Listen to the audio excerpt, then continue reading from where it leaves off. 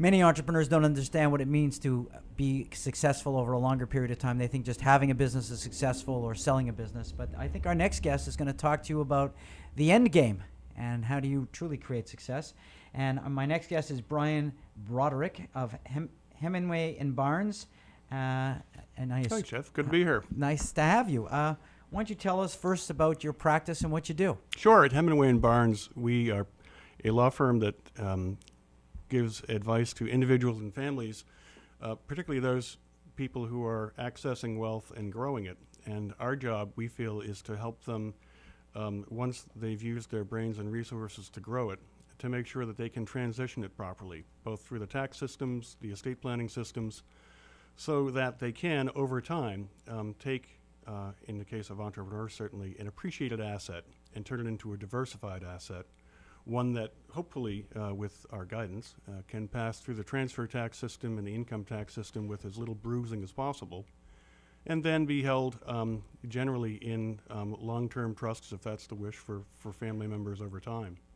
And we're here today, as I was saying to you earlier, because it's almost like a public service announcement. We're in a state of the economy once again, just as we saw here in Massachusetts in the late 1990s, where there's a lot of wealth being created, and you see it particularly, or we see it in the biotech area. Now, you take, from the way I look at it, my simplistic way of looking at it, you have more of a holistic approach to a person's financial life.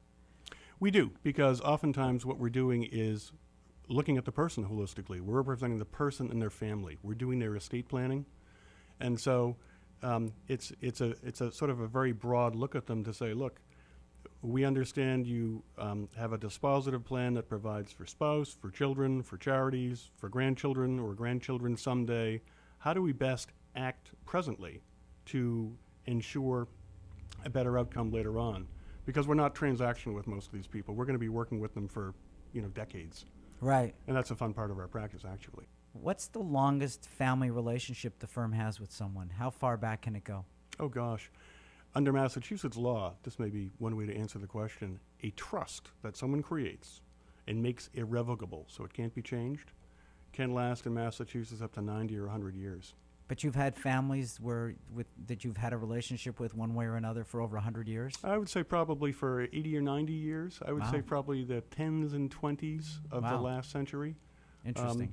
Yeah, and it's fun because it's sort of an introduction to the question of why use a trust, and trusts are often regarded as I'm a trust fan. Good. Many people aren't, because they think of them as sort of, you either are raising trustafarians or you've got some trustee who's always saying no or something. But trusts, at least to us, are very, very supple documents where you're trying to plan who's going to be you when you can't be you. If you got to pass. But there are many ways to structure a trust. Absolutely right. In terms of power. Yeah, you can have varying degrees of complexity. The reason why people come in to talk about trusts, because oftentimes they don't appreciate what you're saying, because you've got a longer term, more sophisticated view of it. They come in saying, well, can I save taxes with a trust? And so again, well, that's more short term. Yeah, it is. It's important too. Tell us a little bit about your background. How did you evolve into this position at a firm like this?